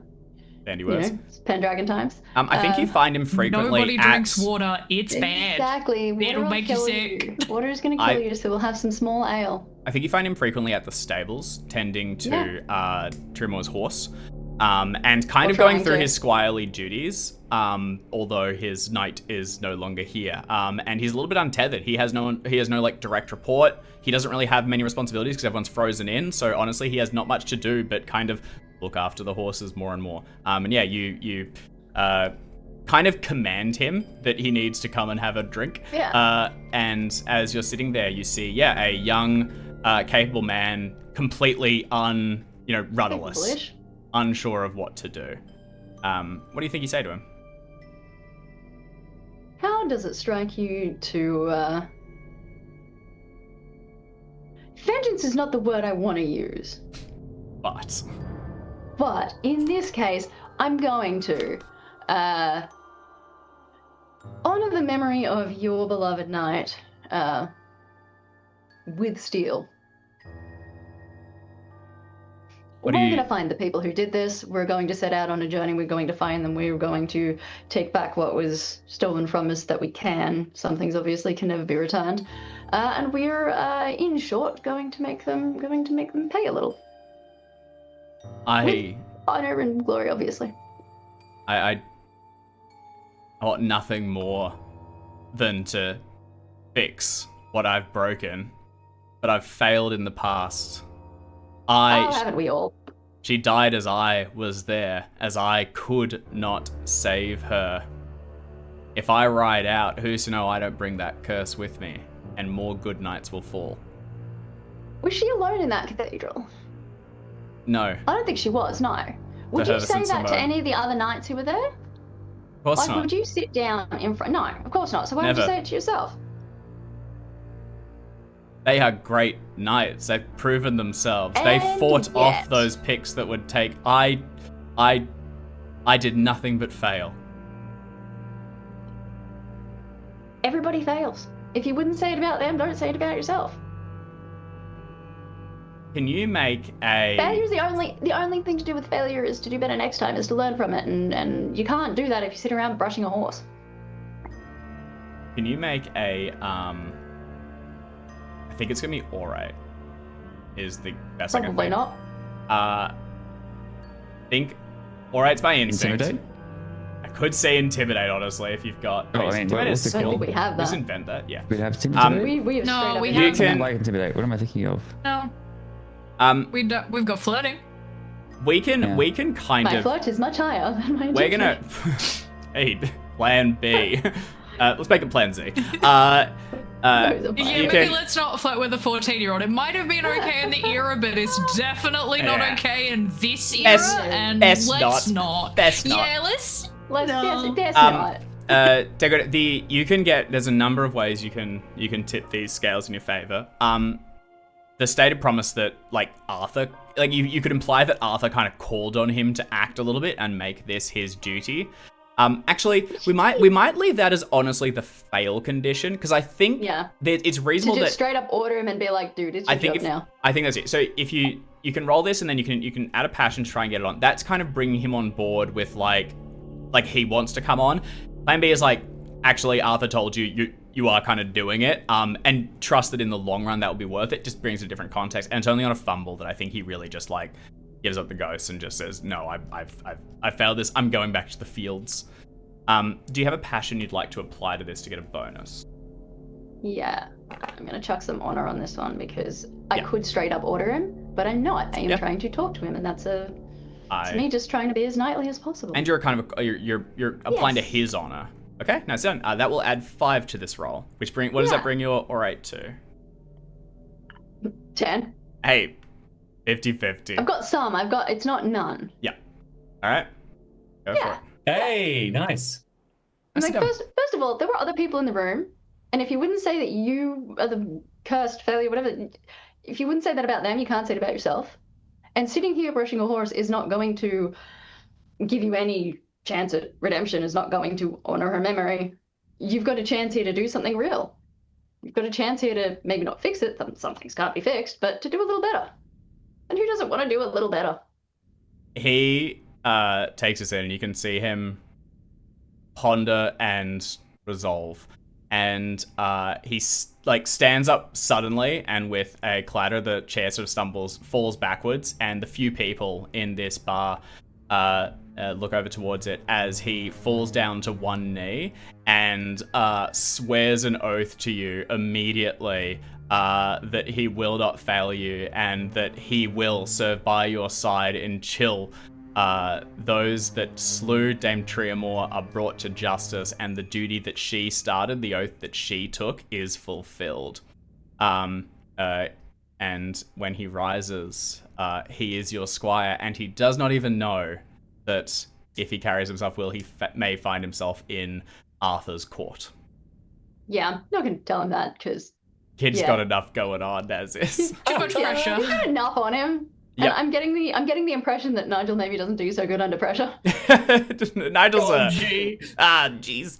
Yeah, hell yeah. He's a bit of an RG kind of nerd. We'll given the time, we'll kind of draw this to a close as the storm begins to break and the winter freezes, and we'll set the scene for things to come.